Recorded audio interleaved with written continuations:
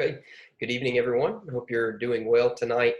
As many of you know, the elders announced today that we're going to be beginning our services somewhat back to normal on July the 5th. On that Sunday, we will meet at 11 a.m. everyone together, one service, and we'll have a 6 p.m. evening service. And then that Wednesday, which is July the 8th, we will begin our Wednesday night services at 7. So thank you so much for your patience through all this. Thank you for praying for the elders and their decisions. And hopefully we will move forward over the next few weeks and step into more normal services. And then, of course, our next step would be adding in our Bible classes. And we'll have more information for you about that soon. We're going to do everything we can to try to continue learning as much of God's Word as possible. So thank you so much for being patient and prayerful, and we just really appreciate all of you so much. We're continuing our study in the book of Proverbs, so let me share my Bible screen, and we'll go ahead and step into our study. We're going to be studying Proverbs chapter 6. Proverbs chapter 6. Now, many of you will remember that as we've studied through the book of Proverbs, we have talked about adultery. We have talked about the somatic therapy, the senses that can be adjusted and can be given, attention to wisdom and making sure my eyes see wisdom and my ears hear wisdom. We've talked about listening to parents, the danger of evil friendships, the wise woman who calls out to us and wisdom wants us to come find her, the idea of living godly and the fatherly counsel of living a godly life and a wise life. We have talked about so much already in the book of Proverbs. And today we're going to talk about two subjects that we haven't covered yet. And these are actually two subjects that I'm extremely passionate about. I've preached lessons on these before, and, not these particular subjects in this verse, but I've preached on these subjects from other verses. And so anyways, I'm super excited about our study tonight in Proverbs chapter 6. We're going to be reading verses 1 through 11 and studying two very important topics tonight.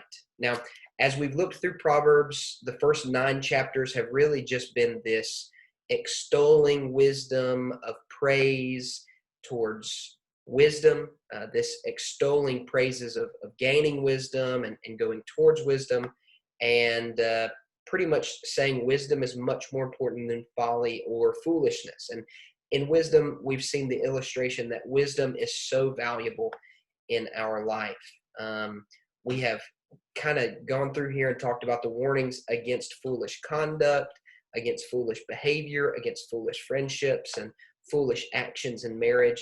And so as we move into Proverbs chapter 6, we're introduced to two more foolish ways of living that Solomon wants his son to have wisdom in. The first one we find in Proverbs chapter 6, verses 1 through 5. We're going to talk about the danger of being a surety, and we'll talk about that some. If you don't know what surety is, we'll go through that here in just a moment.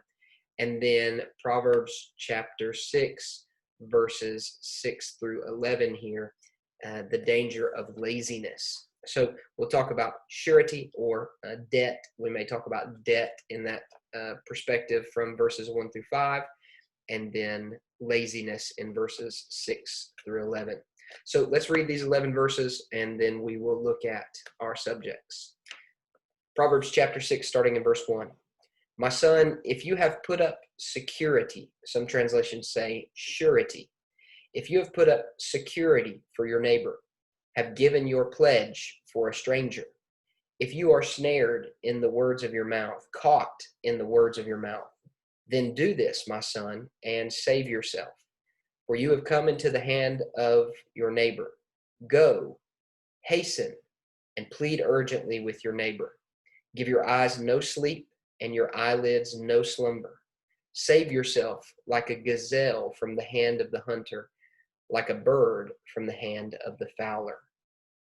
Let's go into our second subject, beginning in verse 6. Go to the ant, O sluggard, consider her ways and be wise. Without having any chief, officer, or ruler. She prepares her bread in summer and gathers her food in harvest. How long will you lie there, O sluggard? When will you rise from your sleep? A little sleep, a little slumber, a little folding of the hands to rest. Poverty will come upon you like a robber, and want like an armed man. Laziness.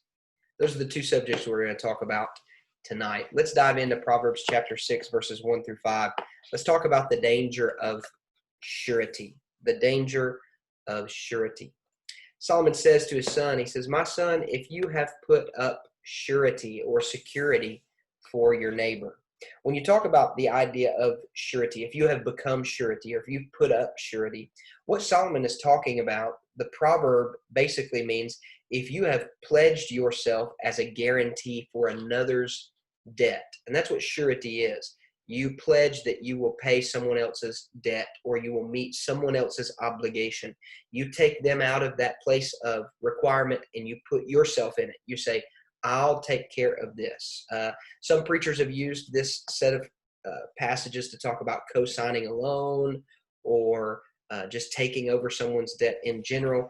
He says, if you have put up surety, if you have pledged yourself as a guarantee for another's debt, if you have given your pledge for a stranger. Now, in this text, it uses two words here about this idea of surety.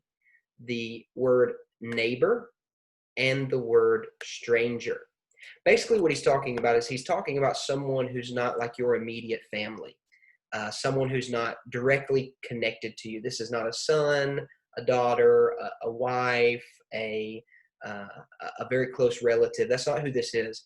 This word neighbor and stranger are similar in that they're speaking about someone with which you have no familial connection. So if you've put up surety for a neighbor, for someone that you know, but you don't really know that well, but you know them enough to feel compassion for them and maybe you want to help them, or if you've given your pledge for a stranger. This word stranger basically means someone you don't know, someone that is not a close relative, it's not a close friend, they are a stranger. If you have done that, he said, and then he kind of implies in verse 2, if you are snared in the words of your mouth, basically if you're caught up in what you've agreed to do, if you are caught in the words of your mouth. The idea is that when you give this surety, you say, yes, I'll pay their debt. Yes, I will take care of this responsibility. If you find yourself snared up in your words, if you find yourself caught, it's almost as if Solomon is taking this picture of a snare, like almost a slip knot snare that the animal steps in there and it slips around their foot and catches them, right? If you're snared in the words of your mouth, if you're caught in the words of your mouth, you didn't intend for it to be that way. Maybe you did it out of kindness, innocence, whatever. But if you're caught that way, he says, then do this, my son, and save yourself. There seems to be this idea that offering up that prescription for someone is dangerous, and that it's a situation from which you need to save yourself. There is a danger to surety. Now, I want to clarify something before we get into what you need to do.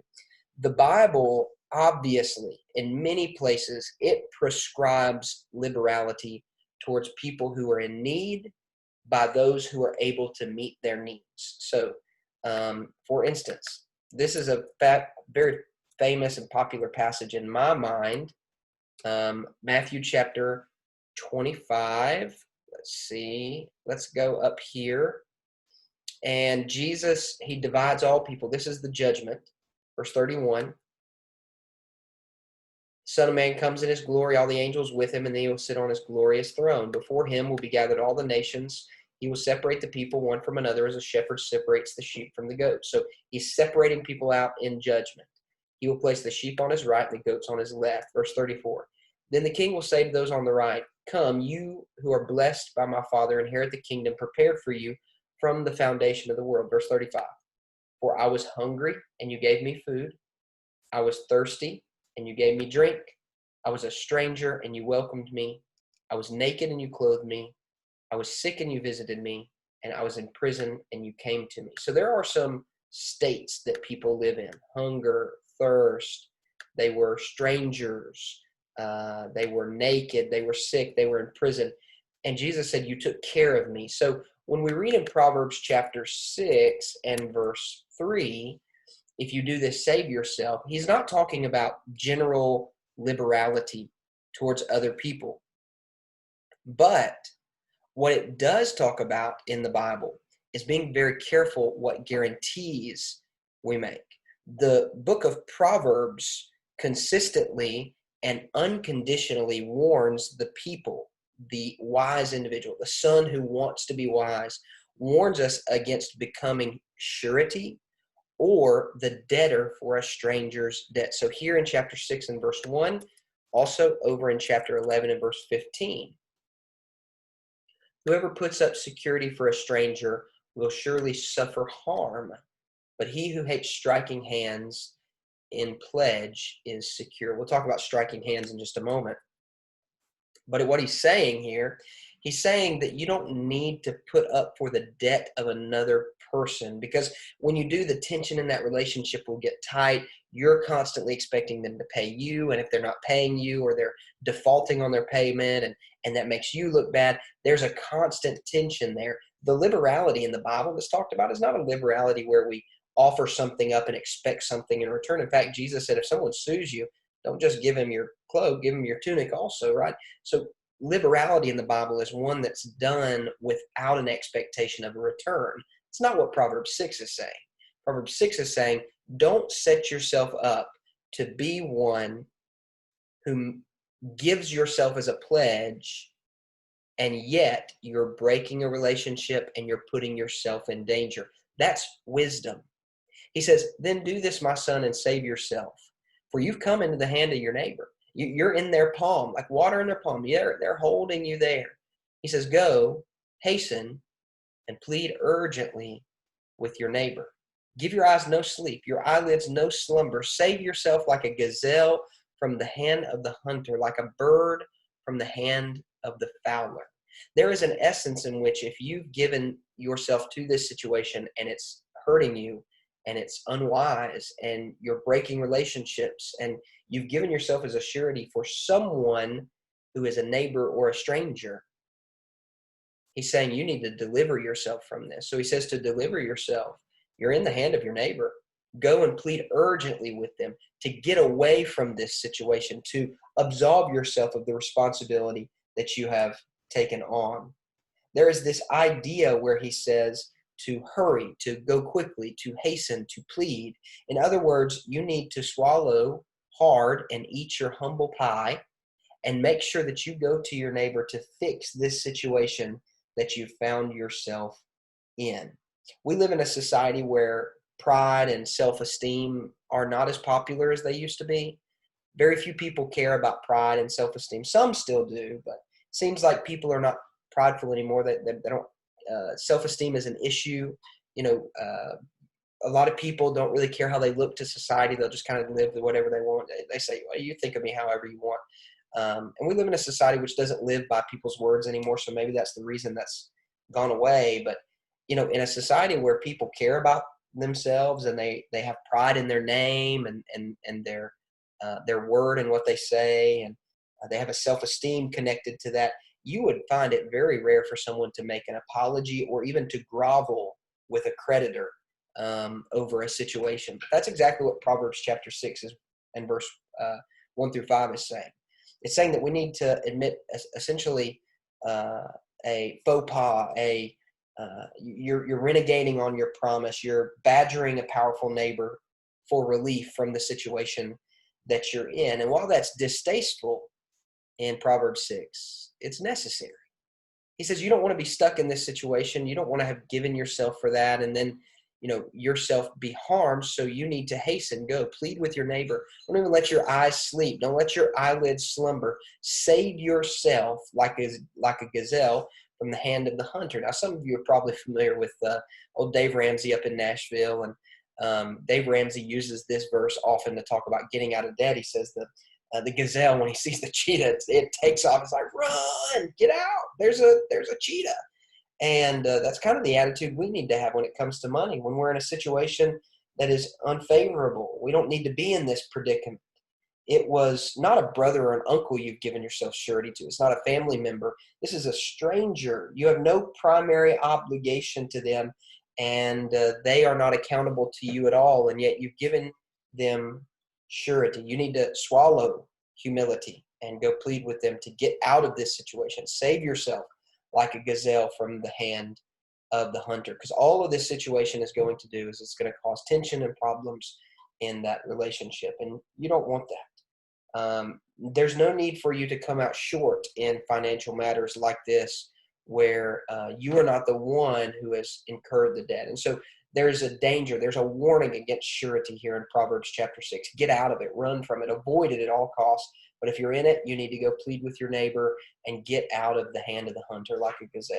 Okay, so that's Proverbs chapter 6, verses 1 through 5. A danger, a warning against the idea of surety.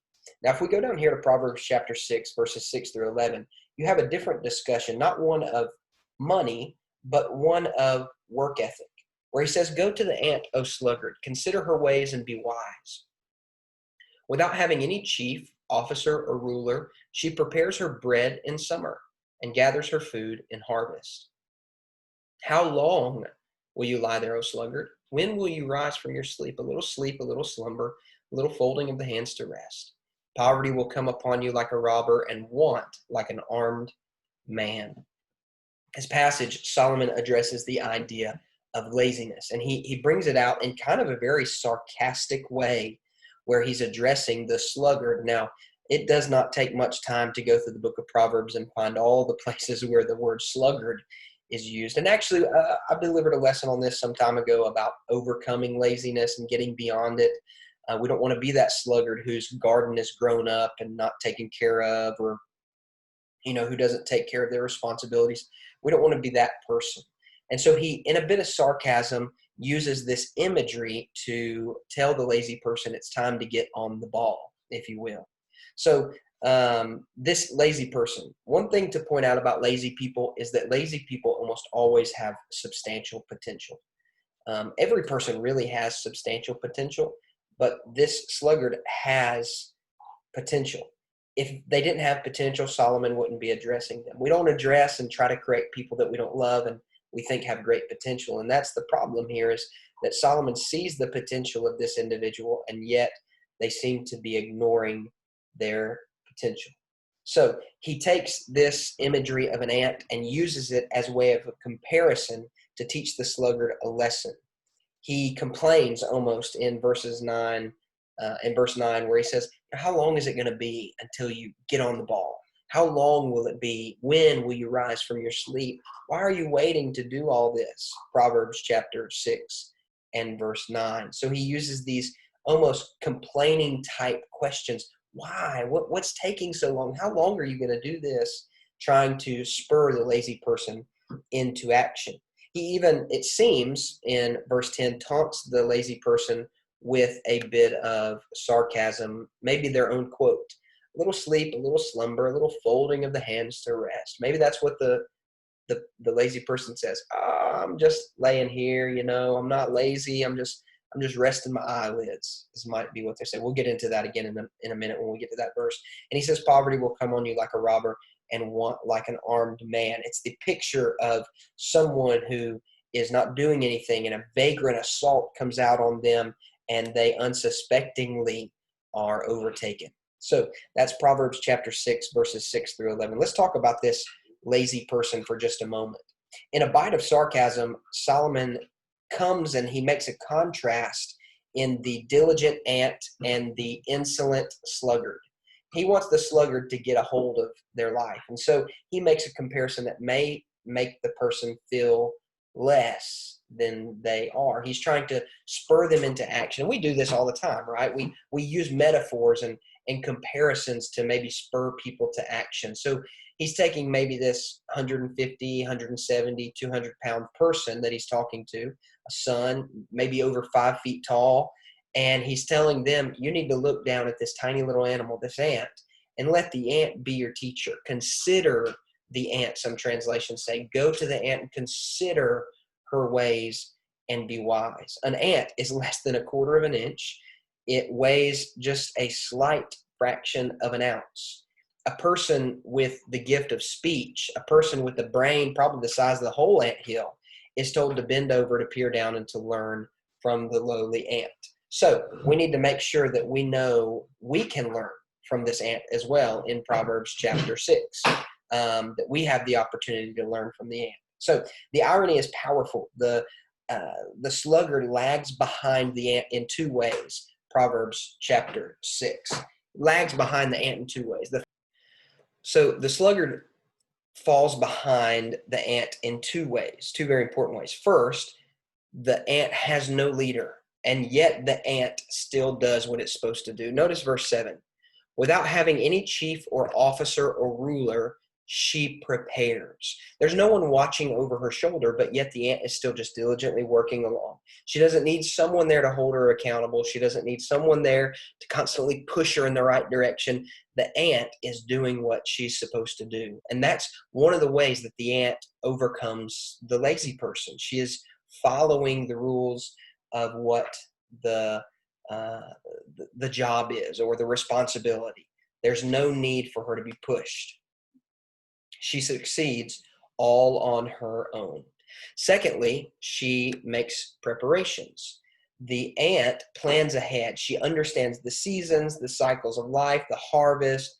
Food is plentiful, and she takes that food and she stores it up. She prepares her bread in the summer. When there's a plethora of ingredients, she doesn't let them go to waste. She prepares her bread in the summer and gathers her food in harvest. She makes sure that she's ready for the times in which she will need things. She plans ahead. And so those are two ways that the ant is better than the sluggard. He says, consider the ant, because the ant is self-motivated and they don't need accountability. They succeed all on their own, and they plan ahead. They take care of responsibilities. They follow the rules of what they're supposed to do, and they look to what they will need in the future, not just what they need in the immediate moment. And so he uses these two sarcastic questions in verse 9. Okay, the ant does what they're supposed to do. They follow the rules. They don't have to have someone motivating. They're self-motivated. They prepare. So what's taking you so long? How long are you going to lie there? When will you arise from your sleep? He then quotes in verse 10 this little statement that we brought out just a moment ago. It may be a quote of the sluggard's own rationalizations. I'm not lazy at all. I'm just snatching a slight snooze, seizing the pause that refreshes. I don't know if you've ever heard anybody say that, but some people use that phrase, seizing the pause that refreshes. I'm just taking advantage of the moment to let myself rest. I'm resting my eyelids. I remember on Sunday afternoons, I used to come into the living room. I'm not saying my dad was this way, but he used to joke around, and he'd be taking a nap, as most people do on Sunday afternoons. And I would look at him and I say, Dad, why are you sleeping? He said, I'm just studying my sermon on the back of my eyelids. I got my sermon notes back there. You know, some people, there's nothing wrong with napping, but that's all they want to do. They just want to sleep and slumber and rest, and there's no work being done. He says, if that's the case, verse 11, poverty will come upon you like a robber, and want like an armed man. There is a time in which poverty will manhandle us. It will take from us. It will bring away our goods and steal from us those things which we may have worked for in the past, or the things that we may be slightly working for now, but we've given ourselves over to laziness. Hard work ought to be the normal routine for us who serve the carpenter, who was our Jesus, the tent maker, the Apostle Paul, and who call ourselves children of God, who still works today, according to John chapter 5 and verse 17, and then the lesson we shared this morning. I am so thankful for your attention. Proverbs chapter 6, verses 1 through 11 is packed full with a lot of stuff. Laziness, surety. Let's make sure that we take these wise statements, commit them to memory, and follow them every day. Thank you for your attention. Thank you for paying attention and watching, and I hope this has been a blessing to you.